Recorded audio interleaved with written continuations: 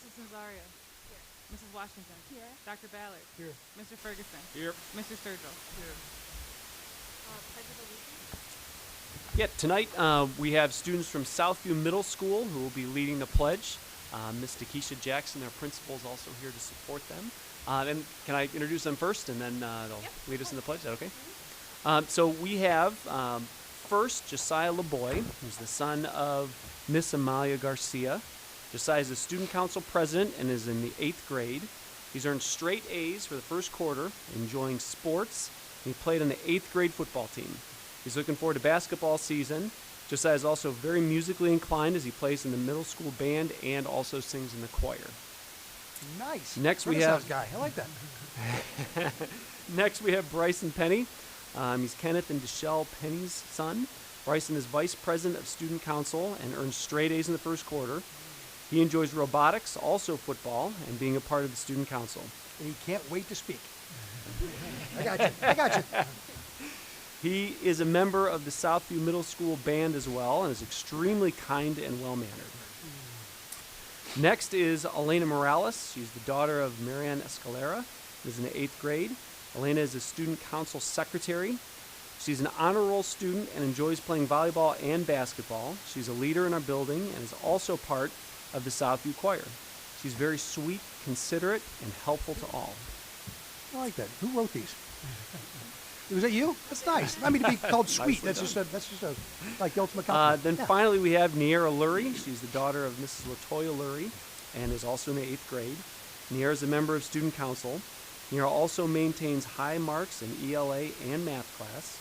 She's athletic and enjoys playing volleyball and basketball. And this young lady is always kind to self, others, and the environment at Southview Middle School. So after the pledge, they're going to be talking about some of the things they want to accomplish as a student council this year, and they'll be discussing some of the fundraising initiatives as well to achieve their goals. Okay, so you guys want to come up and lead us in the Pledge of Allegiance, please? Yeah, right at the microphone.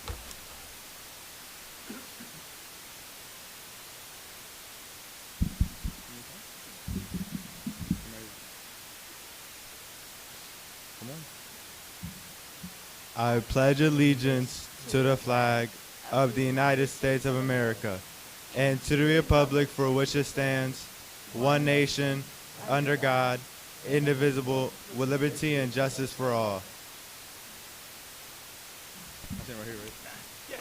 Yep, go ahead. Yeah, stay right there. Okay. I know he already introduced ourselves, but I want to do it again. I would like to start to introduce myself. I am, and my peers, my bad. I'm Josiah LeBoy, and I am the president of student council at Southview Middle School. With me today is Bryson Penny, the vice president, Elena Morales, the secretary, and Niara Lurie, our a very dedicated member that's been with us for 2 years already. As a school, we bring the school spirit. We have been working alongside PBIS to provide fun incentives to encourage positive behaviors in school. We look forward to bring more activities to Southview. We're hoping to put on a 8th grade formal this year.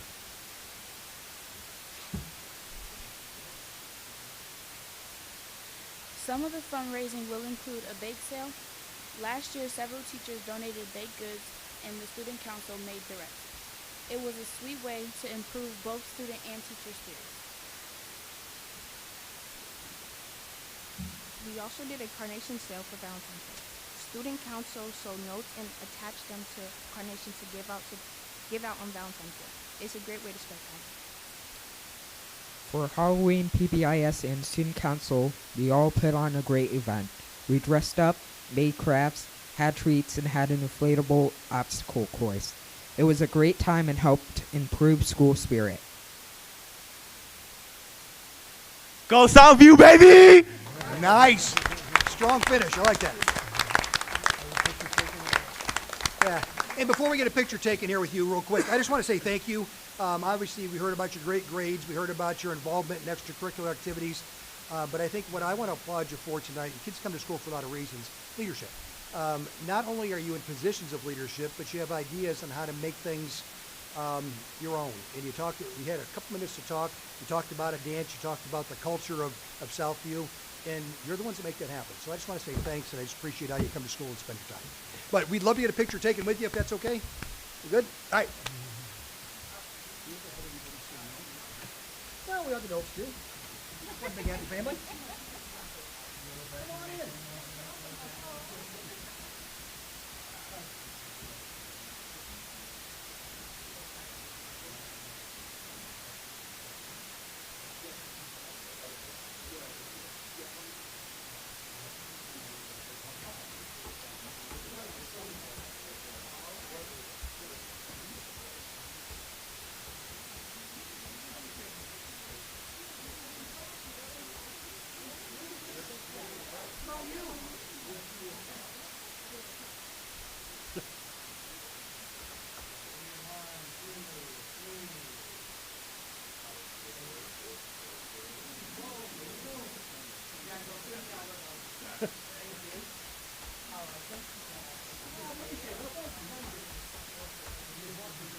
Great job, great job. Already been a great meeting. Just end it there.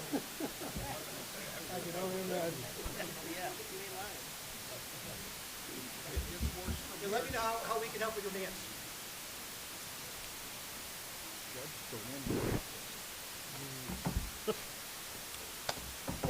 I heard that. Okay, and in terms of special guests, our Director of Safety and Security, Mr. Ruben Figueroa. We had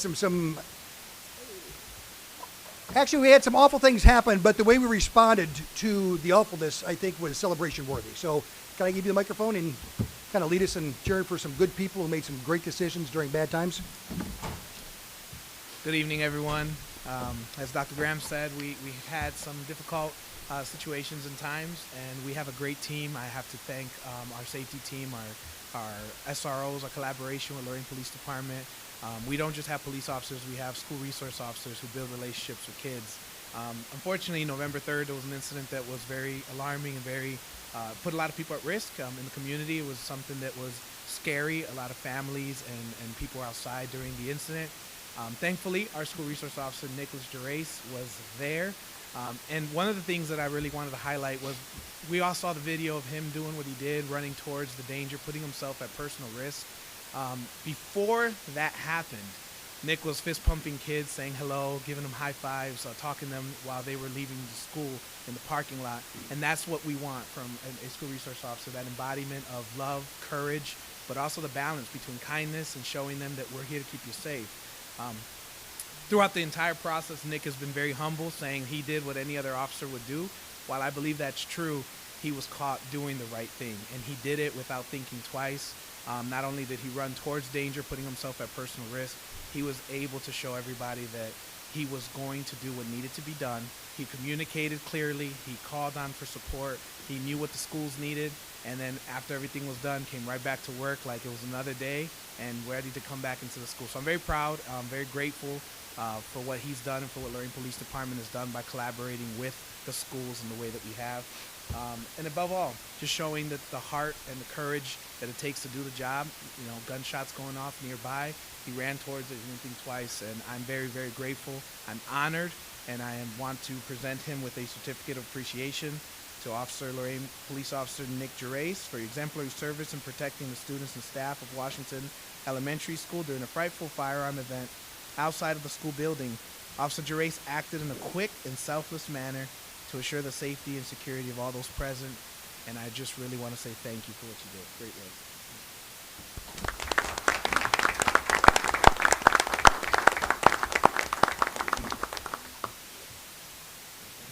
Do you want the microphone? I said, do you want to say anything? Go ahead. I think I've said all I can say about it. Anyone would have been any officer. Appreciate the support from the schools, the day of, the department, Olive, big grants, and my phone calls, and I'm excited today. Dr. Grant, everyone else support, so I appreciate it. I appreciate it. I just want to echo Fig's that. Thank you very much. Yep. And again, just to keep it brief, but I do want to echo Fig's words. He responded quickly and selflessly, and I just can't thank you enough. And I thanked you and congratulated you a few times that day, and so did a whole lot of other people, and your response was consistent. Any other Lorain policeman would have done the same thing. And I met enough policemen in Lorain, policemen and women in Lorain to know that's true. I just want to say thanks for doing what policemen in Lorain do. So it was, we have a lot of safety and security folks out in the audience. Our kids are safe every day because you care and because you do what you did. So again, you're caught on video, so you get the applause, but you did it, and I just can't thank you enough for taking care of our folks. So thank you. Last shout out to our team. Give him a frame too, or just I get him a frame and fold it. Yeah, we'll get him a whole frame and plaque everything. it up for him. Yeah, and last thing, just our team, as Dr. Graham said, the team that was there wasn't just Nick. Everyone worked together. The safety officers that were there daily are the boots on the ground, do the work. Carmen and Smalls, I mean, they were within moments. Everyone was there by us for being responsive. But again, Nick was on camera. It was amazing what the response was. But everyone as a whole came together. Our kids came out knowing that they were safe and knowing that people cared and that we really loved. So I appreciate you guys. Thank you for giving us the time to highlight And within that. minutes, just to kind of drag it out a little bit more, and I appreciate that. Within minutes, the parking lot was full of police cars. I couldn't get in. People were doing the right thing. The chief was there the entire time. And I was part of the debriefing that took place afterwards, and not only what happened during real time, and again, adrenaline gets pumping, and you kind of forget all the things you were trained. People did the right things, and not only do the right things, they were calm when things happened. And as a result, and I'll quote Courtney here when she was talking about she was nervous because she had a daughter in the building, but she came out smiling. And it was one of those things where you know things are okay because they were in school for a couple extra hours during a horrific experience, potentially, but because the people in charge of our kids came out with a smile on their face, and those scars were occurred as a result of the awful things that happened that day and how bad things could have been. So again, to the folks in the audience, thank you. To the folks watching this and the folks not watching this, thank you. I just appreciate the fact that when things go down and people kept saying, Jeff, what do we do? Trust Nick and his team. They know what they're doing. Yeah, so we stay out of the way, and thanks. So appreciate your leadership. For the public, our staff, our teachers that were in the building, even Washington, they were so supportive. They were so strong. As we were walking, there was a moment I walked through, and they stopped me, and they said, Fig, you're doing a great job. So I just want to highlight that to the fact that they were even supporting us while we were running around doing everything. That was the highlight. That was the feeling of the staff. So teachers, everyone that was there, staff, parapro, everyone's admin. We had a bad situation, but everyone did well. So thank you again. And I was there shortly thereafter, and not one teacher complained about what happened. Everybody sang everybody's praises, and we're just glad they could be there for our kids. So again, our staff all the way around, regardless of your job title, just fantastic on that day and most others. So thank you. Thank you. Thanks, Dave. All right, we have one more presentation coming up. And actually, if you guys want to leave, again, it gets pretty boring, but this part's going to be exciting because Tony will keep you on the edge of your seat. But Thank you. bring it through the spectrum, make them laugh, make them cry. Let's see what you got. We're going to update on our building projects, a lot of construction stuff going on, and our permanent improvement needs moving forward. And it's a pretty serious conversation because, as you're going to hear Tony, we're doing a lot of good things, and the things that we're doing aren't at the risk of taxpayer dollars, additional stuff, but we have what we've always called new buildings. They're not new anymore. So there's a cost of upkeep now to prevent the cost of renewing them or building new ones later. But if you can give us an update on exactly where we are and what's going on. I would love to. Thank you all for having me here this evening. Yes, this is very exciting information. But as you guys know, we have 4 major projects that were going on recently. The Campana Park project, which we're nearing the end. There's just a few minor things we need to do over there to complete that project. The Transportation Center, which again... If we could just go back to Campana Park, is it within budget and on schedule? It is. So we'll be playing baseball and schedule. softball in there in a couple of months. Correct. Excellent. Correct. Really, the only thing left to do is a few technology things and a little bit of concrete work that has nothing to do with the fields. It's over by the ticket booth that should have been done by now, but the contractor that got the bid kind of disappeared on us. So we're going back to the drawing board to find another contractor to complete that work. But other than that, the project looks great. It's on time and under budget, which is extremely important. And one of the first things I was told when I got here 8 years ago is, hey, let's get a baseball field and a softball field up. And 2024, yeah, we're getting. Yeah, and again, this was a collaborative project with the City of Lorain and Lorain City Schools that both invested a lot of money into this facility, and not just for our programs, but for the community as a whole. The general contractor on that project was North Coast Design Build, which is LLC out of Sheffield. The project scope, what we were responsible for: new storage, restrooms, concession building, which again, the concession building, we are currently working with the city to purchase all the equipment at an extremely reduced price, which again falls within the budget. The new varsity softball field looks amazing. Fencing's all up. All the turf is done. We just got to wait for the seed to grow, and that's in place, and hopefully we'll have a great winter that will help that process. The turf infield in the pipe yard. When you guys all saw pictures of this facility before, but in this presentation, I'm also going to show you before and after to remind you what it looked like before. Completely different facility.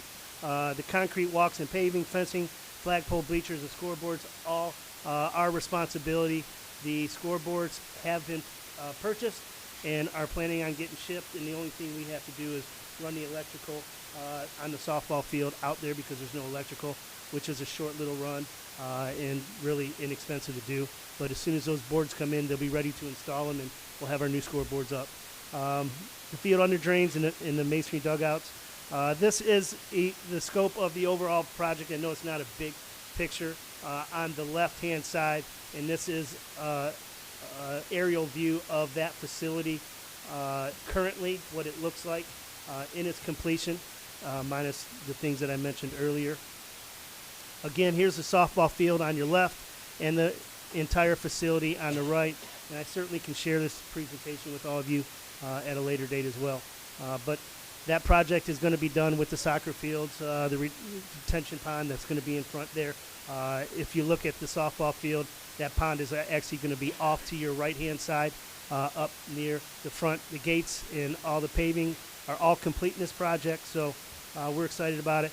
The before pipe yard on the left-hand side and now the after on the right, as you can see, just not a really well-maintained field on the left.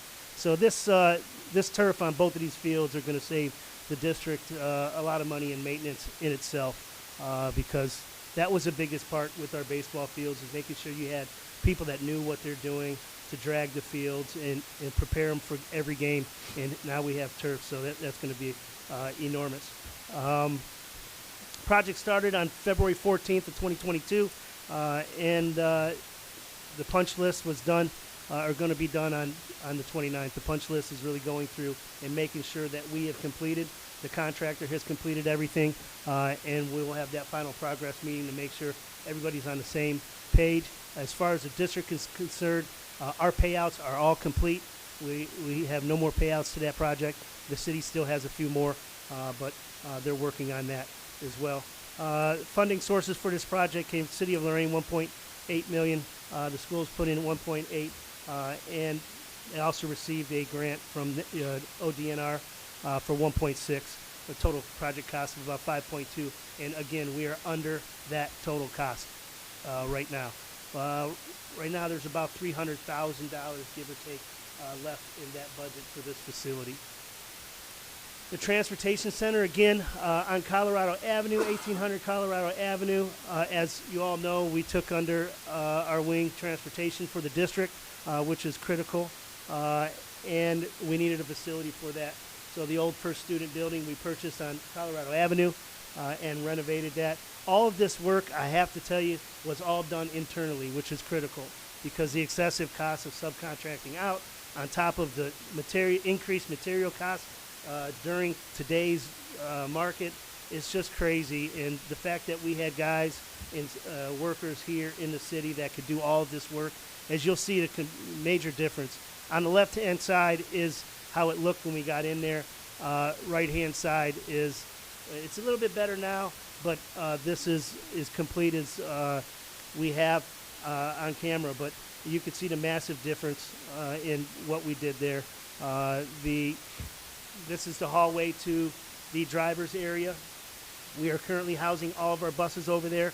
The only thing that we are waiting on, again, some minor technology things, but also the fence to be put up there. If you've been over there, we have a fence that goes across that secures the backside of our facility and secures all of our buses.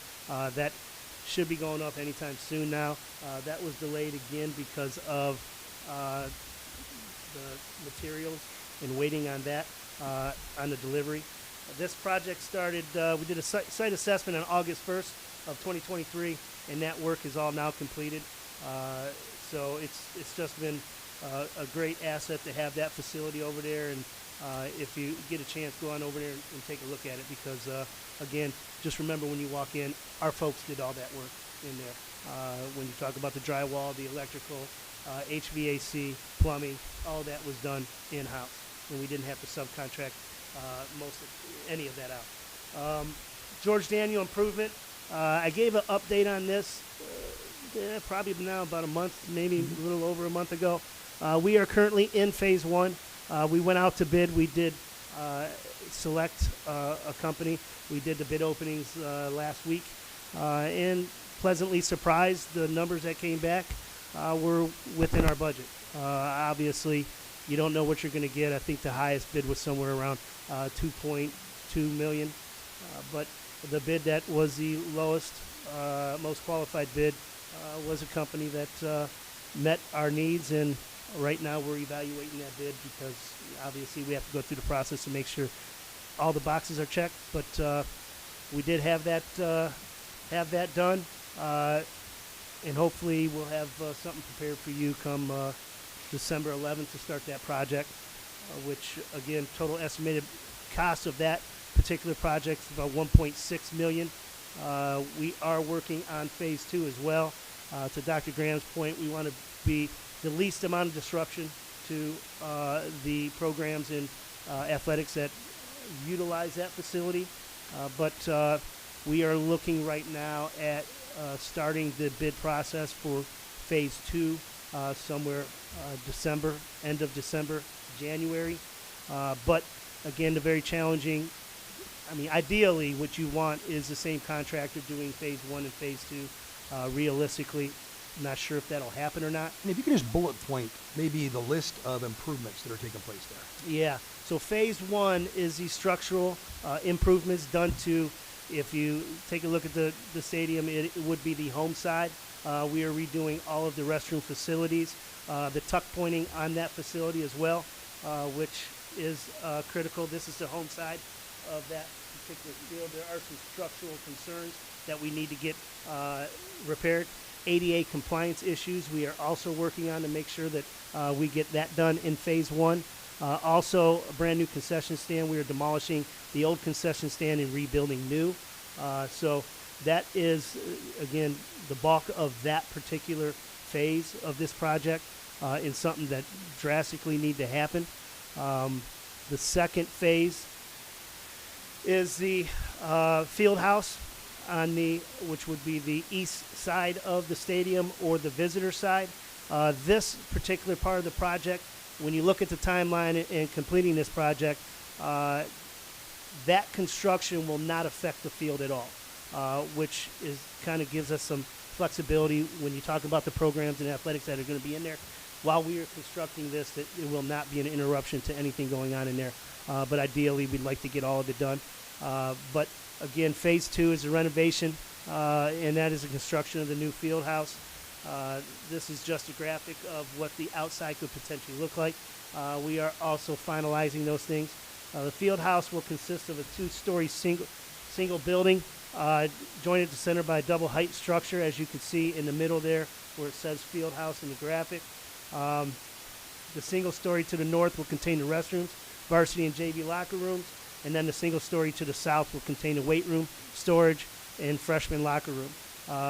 Connecting the two buildings, the double hyphen, which contains a corridor, training facility, and study room, which you can see some graphics here. This is what that will look like. Again, no decisions have been made. These are just mock-ups of what, based on what our needs are and what we'd like it to look like, but we have not finalized this process at all. But we are on time with this project, and we're excited to, number one, get phase one started, and then hopefully soon after start the bid process and get that bid opening complete for phase two. If I could just elaborate on what he means by the fact that no decisions have been made. Their job, technically our job, but I know nothing about this, so their job is to go through all this stuff, work with the architects, and come back to the board with recommendations. So the board has final say on exactly what happens So the work is being done. We're on pace, on schedule, but the board has not decided on some final things yet. So. Correct. Even more importantly, to Dr. Graham's point earlier, a very critical conversation when you talk about our facilities. It was great to have brand new facilities at one point in time, and I think at some point we were the only school district in the state of Ohio with all brand new buildings, but that's not the case anymore. We're 15 to 20 years old in some of our facilities, and a lot of wear and tear happens with that, and now's the time that we have to give them a little bit of care and loving and maintain them so that we can keep them open.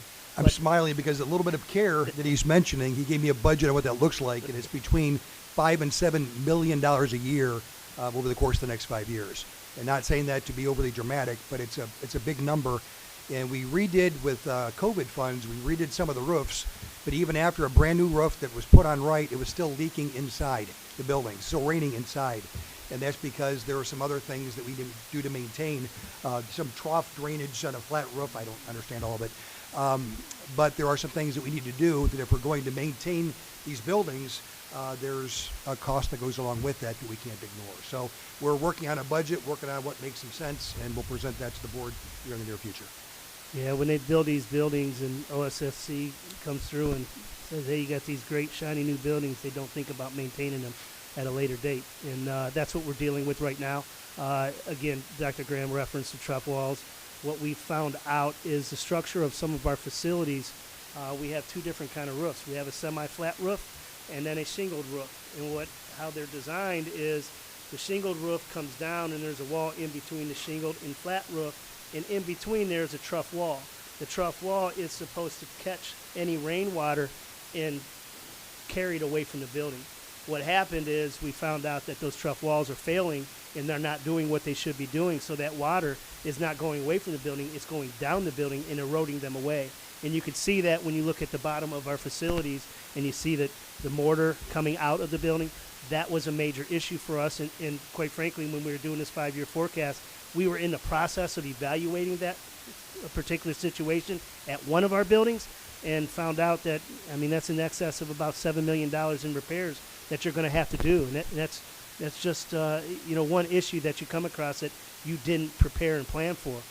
But I do have the complete 5-year forecast. I have it linked here. I'm not going to bring in the whole thing. Thanks. I'd be happy to share that with you guys. But I do want to highlight some parts of the 5-year forecast. When we did an assessment of all of our facilities across the district, looking at the 5-year forecast, we're looking at just under $35 million in costs that we would have to put into HVAC, the playgrounds, the parking lots, building infrastructure, bus and vehicle replacement, technology, safety and security, and then, of course, like I referenced earlier, the miscellaneous unknown costs. We had a comprehensive report done by Brewer Garrett, where they came in and did an assessment and looked at all of our HVAC units in all of our inventory throughout the entire district. And HVAC in itself is an excessive cost. Their report came back with a little over $22 million in HVAC repair and replacement over the next 5 years. This would include our chillers, air handlers, rooftop units, and a maintenance agreement to handle and maintain all of those units. The way they did it was they looked at all the buildings, the units, the age and life of those units, and came up with what would need to be replaced. Those that are poor, marginal, good, or excellent. Obviously, anything in the red would be a priority and immediate concern to repair or replace.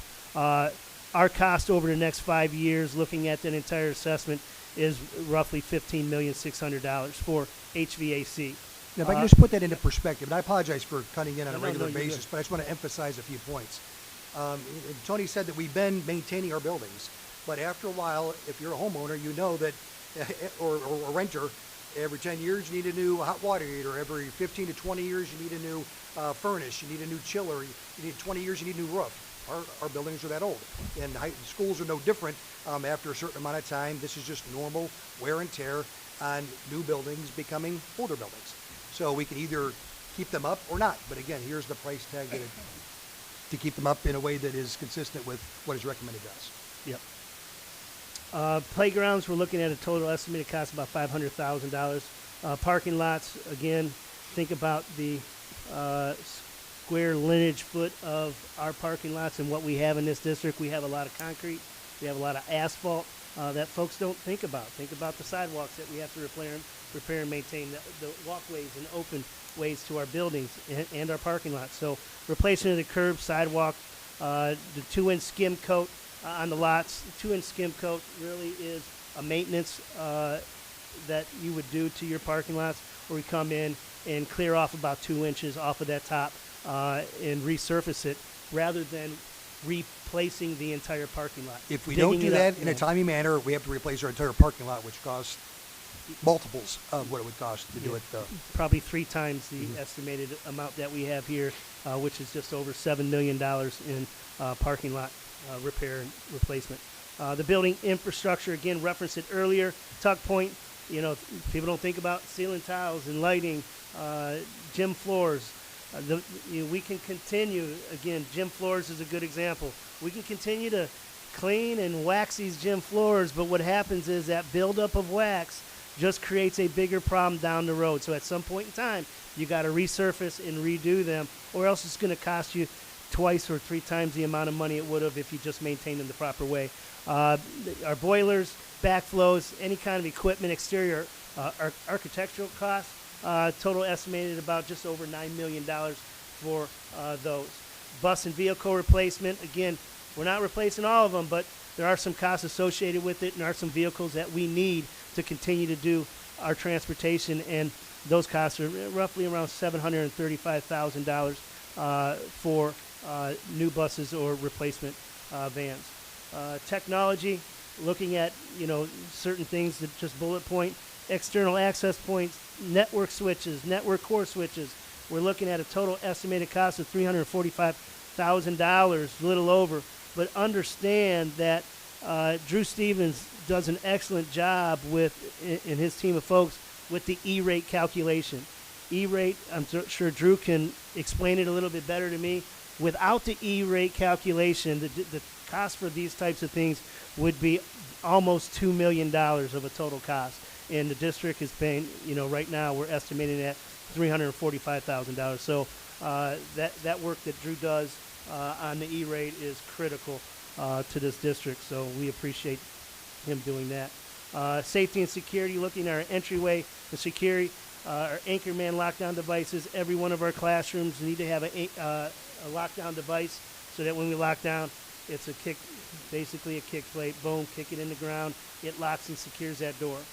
No more messing around with keys. Again, when you talk about safety, this is a critical device that can help with the efficiency of preparing yourself in your classroom for any challenging situation. Handheld radios, mass notification system, and software upgrades are all somewhere around $315,000. And then unknown miscellaneous costs, again, when we talk about expansion of CTE or academic programming, you need space when you do that. So we have an estimated cost of about $900,000 there, which leads me into this conversation with this facility. This has been a conversation for the district for some time, and trying to figure out how we meet our needs with additional space. The district has been looking at 1144 West Erie Avenue and working with the city on that facility. For those that know it, it's the old health department. Sits at the corner of Overland Avenue and West Erie. Again, did a building assessment on November 15th for that particular building. We got an opinion of probable cost to bring the building up to code and improvements would be a little over $900,000 for that. And that does not include the purchase price. The probable construction cost for 2,000 square feet addition, because we did consider that on the back side of it, adding 2,000 square feet of an addition to accommodate our needs. That would be an additional $629,000. So total cost to renovate would be $1.5 million, or a little over $1.5 million to renovate that building. To build new, If I could jump in real quick, yeah. and the reason he's talking about putting an addition on that building as opposed to just renovating. As you mentioned earlier, we're looking to increase program space, specifically for career tech programs. And this building, if we evacuated the current admin building, it's about 10,000 square feet. This building is about 2,000 square feet less than that. So to move everybody from here over to there, which would free up space for more programs attached to our high school, is something we're looking into. So no decisions have been made. But part of the information we need is what's up here. Yeah, in order to move forward, we got to know what the potential cost would be to the district if it makes any sense. And again, that's above my pay grade. I just produce numbers. And again, these costs do not include the purchase price. Not to speak out of turn, but I think that purchase price was around $150 or $200,000 for the purchase of that building. And in my personal opinion, I think it'd be a great investment. But what do I know? Again, that's our 5-year forecast. All of that comes out to be about just under $35 million. Tia, go ahead and find that money, and we're good. Any questions I can answer? And again, this was over a 5-year period. None of those numbers are baked into the forecast that we are going to get tonight at this point. Right. Correct. My forecast is for just the general fund. And Yeah. Tony spoke to just facilities and maintenance and operations. I just want to give you an idea of, the potential cost moving forward that we're going to need to maintain our facilities, to continue the great academic success that we do for our kids in this district, and it is critical. Nobody likes to talk about, repairs and replacement and costs. We certainly don't want to increase the cost of the district because, education's expensive, and people don't realize that. But it is critical for us to maintain safe, healthy facilities, and this is just a part of doing business and owning buildings, and that just gives you a glimpse of what's going to need to be done. And to Mark's question about this is not baked into a 5-year forecast, but this is a number that is a part of our 5-year forecast. And the reason we did it separate is for those of you who do anything in terms of construction or had any work done on anything in the past few years, costs pre-COVID are very different than they are post-COVID. And I'm making up this number, but I think I was given this the other day. Before COVID, it was $1.49 for a 2x4. Now they're over $14 a piece. So again, in terms of projecting costs, the numbers we projected a couple years ago just don't apply anymore. So we have to figure out what our new reality is, and that's what this is all about. The purpose, I asked Mary and Tony to put these numbers together to share with the board because this is something that we need to deal with moving forward. And again, the numbers that we thought were real no longer apply. In the question that came up on my cell phone, I get questions up here, sometimes reminders to not forget to say something, but Julie asked what we meant by remodeling the bathrooms. Does that just mean paint? No. If you are somebody that's brave enough to go into the bathrooms at our stadium, you'll know they're in awful shape. We're gutting everything and making things It's a complete renovation. much more user-friendly, yeah. I do have one question, and I don't think anybody thought of this, but the refs, they have a room over there that can go, that they get dressed in, and this and that. Yes. Is that gonna be remodeled too? Everything, right now they go under the bleachers, and right now everything is being remodeled. Everything is being done or condemned. Either we're taking it out or redoing it, yeah. Because I know, I looked at it this year, pretty much like it was in 1968, and I know when that's the year I graduated. Yeah. I think people, you guys have been around here for a long time, just because you've been around in the area, and that's not an age thing. But what I've heard is no one can tell me a time when there's ever been an upgrade done to that stadium. I've not heard one example. Minus paint. Except for, And yep. and at one point in time they built the weight room on there. And again, the money that we're using for this project are LFI funds, locally funded initiatives. When the community passed the levy to build up all new buildings, we got a lump sum of money that we spent over time. The money that was left in the bank got interest, and that's where this money is, but we have to spend it on facilities, which is what we're doing.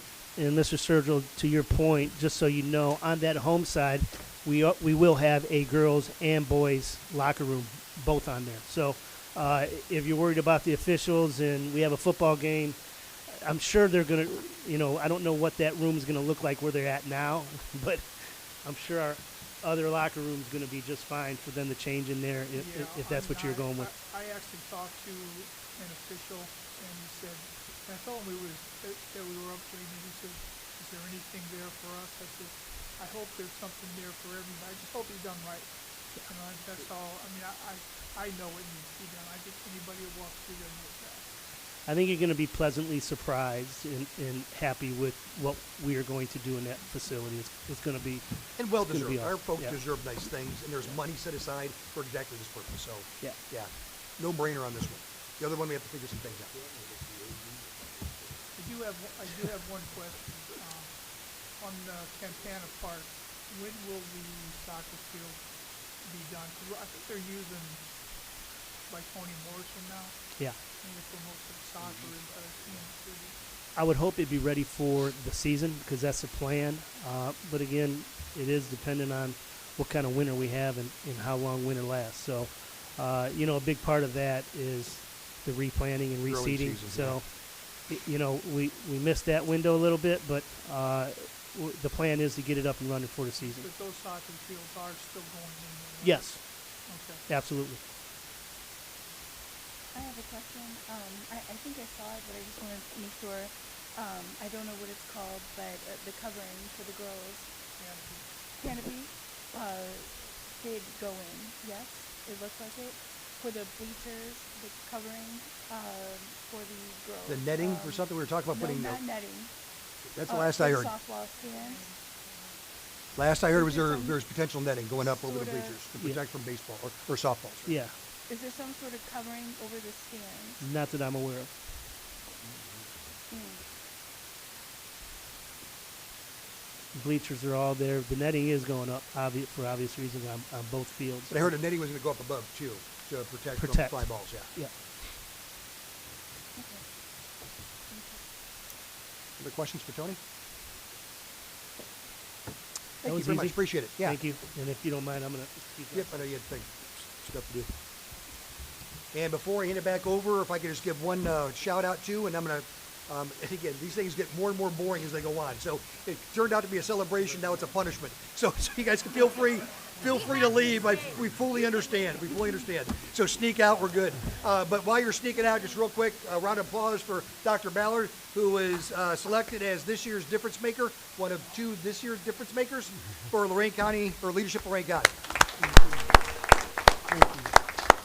All right, now run fast before you call you back for more. All right. Thank you. And that's all I got. We'll celebrate more later, but just want to give you a shout out, quick shout out. First hearing of the public. Wow, great, everybody's gone. Oh, this is coming up. I'm sorry. I'd like to fill this out. Oh, yes, we did come in.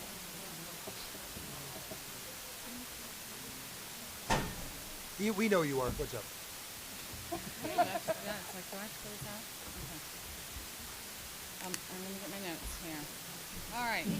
Can you please speak into the mic? Thank you. All right, give me a chance. Yeah, if not, Okay. they don't capture you on TV. That's okay. All right. Good evening. My name is Julie Garcia. I'm the president of the Lorain Education Association, and I am here to share with you the things that the association has been doing in our community, because we want you to know that we are actually out there active. One of them is our district breakfast with Santa, which some of you have attended. It will be happening December 16th at the Antlers Ballroom. This is for our families, school families, staff. Some of you have attended, and it's a lot of fun. We have crafts, we have How many food. students are signed up? I think we're at 50 students right now, and about 50 adults as well. And the we number ha- spikes as you get At closer to the next 300, step. we max out, yes. We have one of our administrators who is volunteering himself and his children to participate in this activity. Mr. Ferguson and Dr. Graham have been kind enough to sponsor children from the Blessing House to come to this event, and it's a very well attended and a lot of fun. Kids have a really good time. We also participate in the district events. The one will be December 13th, a Candyland activity. the LEA participates. We hand out shopping bags because everybody gives out so much stuff that they need something to carry it. So we hand out shopping bags for the families to carry all their goodies in. We are sponsoring December 4th a student loan debt forgiveness training for all members of the staff, support staff, administrators, principals, teachers, paras. If you have student loan and you want to learn how to get your loan forgiven, please attend that. Send me an email to let me know if you're interested. We have a 3 o'clock and a 4:15 session, which will be taking place right here in the boardroom. We have also donated to different events. Ray Carrion is sponsoring an event this weekend, and our building representatives authorized me to make a donation, a cash donation to that event for the children of our community to purchase presents for them. We also attend the district back to school events in the summer, passing out our welcome to kindergarten signs for our kindergartners. It's nice to see that when we drive through the city, you see those signs for our students. We also volunteer at Rockin' on the River, and some of you have participated in that and had a really good time. And we raise funds for Lorain High School students for scholarships. Last year we awarded 3 $1,000 scholarships to our Lorain High students, and we will award that again this year for our students. So those are just some of the things that we participate in as the Lorain Education Association, and once a month I will come and give you updates about the things that we're doing, because we are applying for a very large grant, and that's one of the criteria I have to do. So thank you. Great to hear what you're doing. That's awesome. And again, we have so many events in the district that aren't possible without our teachers and support staff members coming in. It's not just the number of people, but the familiarity and the relationships you have with our kids. So just I appreciate your leadership and all the rest of you. Yeah, it's pretty awesome. Thank you. Can I just make a comment? The supper with Santa, or breakfast with Santa, I'm sorry, is a really nice event. And it was nice last year to have it here at the school, but something with the antlers, the environment just makes it a little more warm. It is really nice. The breakfast is good, but the activities are really fun. So buy your tickets, sign up, and come on out. It's a real nice time.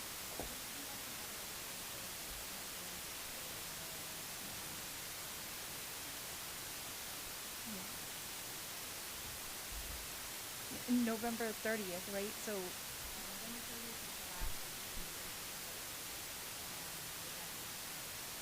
okay, so hurry up and get your tickets. $12 and for adults and $7 for kids. Thank you. We approved the minutes from the October 23rd meeting, and we are going to waive the right to read the minutes from them. So moved. Second. Any discussion? Roll call? Mrs. Washington, Yes. Mr. Ferguson, Yes. Mrs. Nazario, Yes. Dr. Ballard, Yes. Mr. Sturgill. Yes. Any old business? Reports and recommendations. I did. First, I have the 5-year forecast for the general fund here. And for the record, the general fund is the only fund we currently have. Well, clarification. Well- We do have a PI fund established in There's just nothing in anticipation of, yes, of putting money into that fund, but there is no money in that fund yet.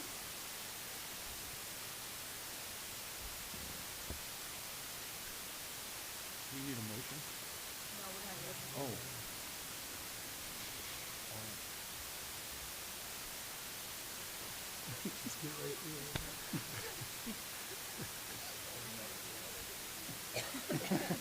Nope.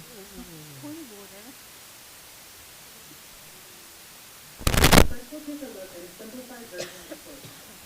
In this version, it's showing the district's beginning cash balance for each year of the forecast, revenues, expenses, deficit spending status, and ending cash balance. Based on current revenue projections and spending plans, we will be deficit spending in our general fund by the end of next fiscal year 25. We will have a negative cash balance in fiscal year 27. Keep in mind that the forecast is only a projection of the future, based on a snapshot of today. That snapshot, however, will be adjusted, and the further into the future the forecast extends, the more likely it is that projections will change.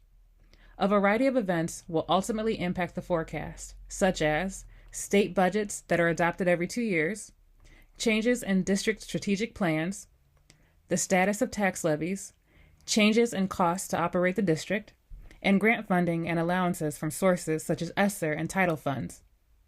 With these factors in mind, our numbers will continue to fluctuate. Our forecast has the potential to look drastically different by the time we get to the May forecast.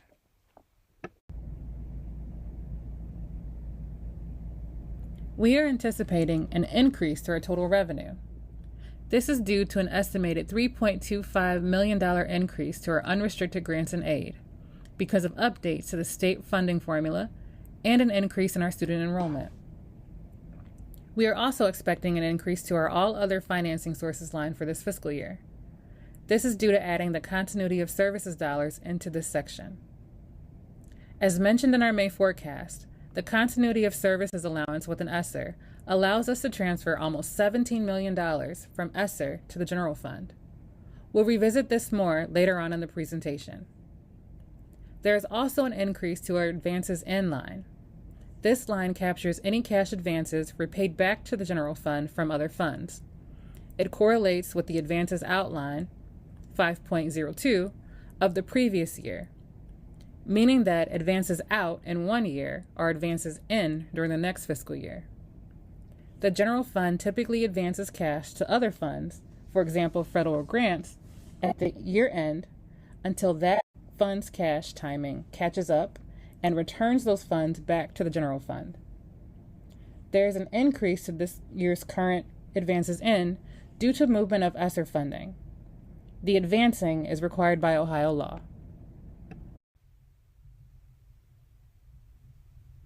We are anticipating an increase to our expenditures. This is due to the addition of purchased services and supplies that will have to be funded by the general fund when ESSER funds expire in September 2024. Based on our current ESSER spending, our initial costs are estimated to be $607,000 a year for purchased services and $763,000 a year for supplies, beginning in fiscal year 25. Next, we will review ESSER spending. As a reminder, our district was eligible to receive a total of just under $58 million from 3 rounds of ESSER allocations. We do not anticipate additional federal funding.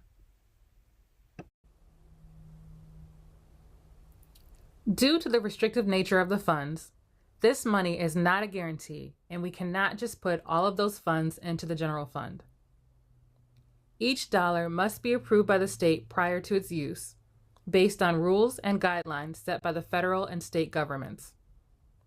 ESSER funds are intended to help school districts safely reopen schools, measure and effectively address significant learning loss, and take other actions to mitigate the impact of COVID-19 on the students and families who depend on our K-12 schools. We also have to follow maintenance of effort and maintenance of equity guidelines when utilizing ESSER funds. This requires us to spend at least the same amount or more of state and local general funds from year to year. If this doesn't happen, a portion of title, IDEA, and ESSER funds would have to be returned to the state.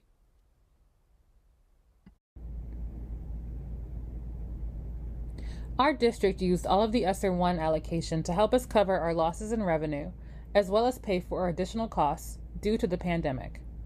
Examples of these costs include materials and postage for curriculum mailed to students during the shutdown, additional cleaning supplies and equipment, PPE such as masks, and technology for students and staff to be able to work and learn remotely.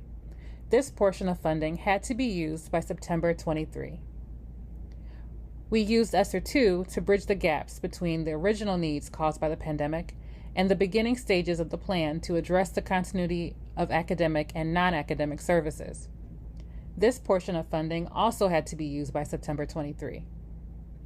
For ESSER 3, our focus here is the continuity plan. This portion of the funding must be used by September 24. Together, our ESSER 2 and ESSER 3 allocation is about $54 million. We plan to spend about $12 million on staff. This includes elementary school counselors, wellness coaches, behavior specialists, additional fine arts teachers, class coverage, and additional substitute costs.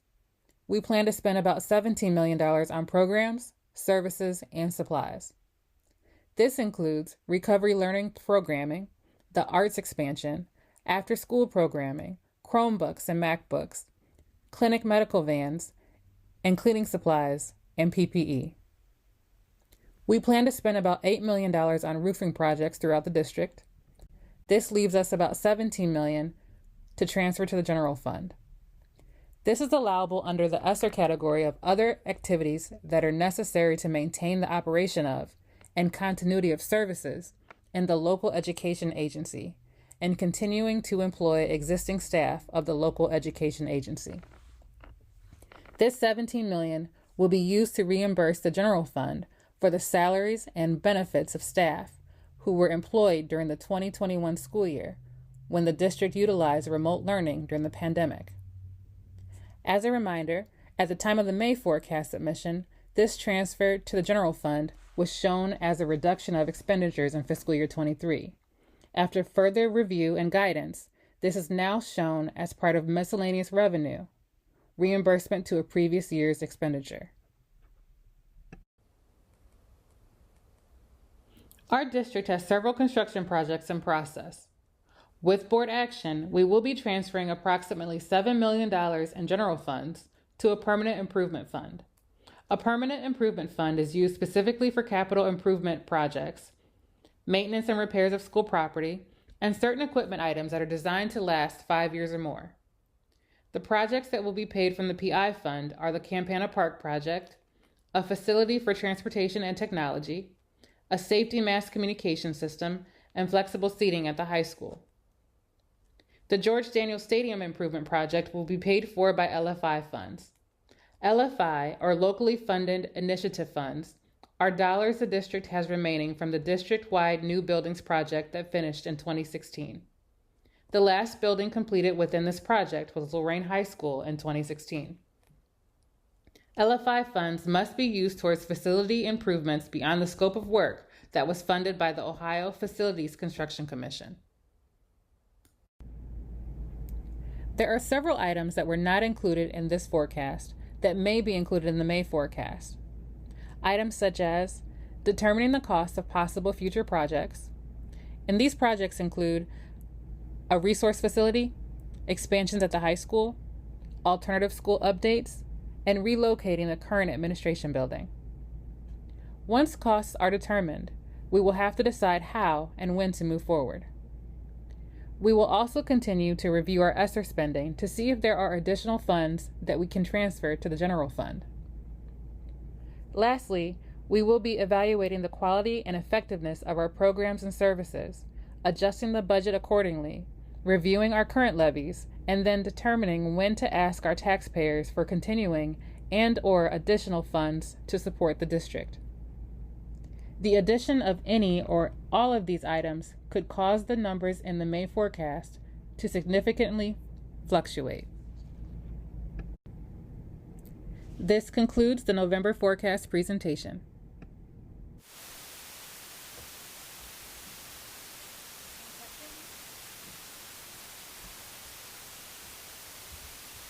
Okay, and with that, I have items 8.01 through 8.04 for approval. So moved. Any discussion? Roll call? Mr. Ferguson. Yes. Mr. Sturgill. Yes. Mrs. Nazario. Yes. Mrs. Washington. Yes. Dr. Ballard. Yes. Report recommendation, items. Thank you, Mrs. Nazario. I recommend the board consider for approval items 9.01 to 9.09 personnel matters. So moved. Support. Any discussion? Roll call? Dr. Ballard. Yes. Mr. Ferguson. Yes. Mrs. Nazario. Yes. Mrs. Washington. Yes. Mr. Sturgill. And I apologize, Eden, I meant to do this at the beginning to make your work easier, but I'd like to remove item 10.18 from the agenda. There was, as I understood it before the board meeting, confusion on, or inability for access to some of the policies. So I'd like to wait and put those back on at the next board meeting. So I would like the board to consider for approval items 10.01 to 10.17, operation matters. So moved. Any discussion? Roll call? Mrs. Washington, Yes. Dr. Ballard, Yes. Mrs. Nazario, Yes. Mr. Ferguson, Yes. Mr. Sturgill. Go ahead. Yep, thank you. Any new business?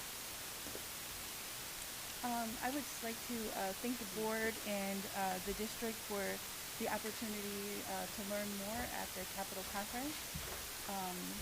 It's always, I always love to learn more, and it was great to network with other districts, and I also want to the opportunity to give our thoughts to Tusky Valley with the terrible accident that happened as well. And I have to do the Titan family shout out and invite to our Winter Wonderland on the 13th of November from 5:30 to, sorry, December, thank you. From 5:30 to 7, we'll have the event here at the high school. It is free for all families, so please come out and enjoy. There's activities for all ages. We'll have our ice rink, and we'll have snowboarding. It's a jumpy house and a obstacle course and all kinds of things in one, with crafts and activities and dinner. So come out and join. And that's it. And at 7 o'clock, the high school musical groups will be performing in the auditorium. Oh, yeah, and then we as have well. the arts. Yeah, it's tied in with the arts after. So it's a whole evening of just lots of fun, and we get to show the best of what Lorain City Schools has to offer. Thank you, Mr. May. Committee reports? Second hearing of the public. Our next board meeting will be December 11th at 5 o'clock here in the board room. We will be going into executive session for A2, C, and D, and we will have to take any action when we come out. Can I have a motion to go into executive session? So move. Support? Roll call? Mr. Ferguson, Yep. Mrs. Washington, Yes. Mrs. Nazario, Dr. Ballard, Yes. Mr. Sturgill. Yes.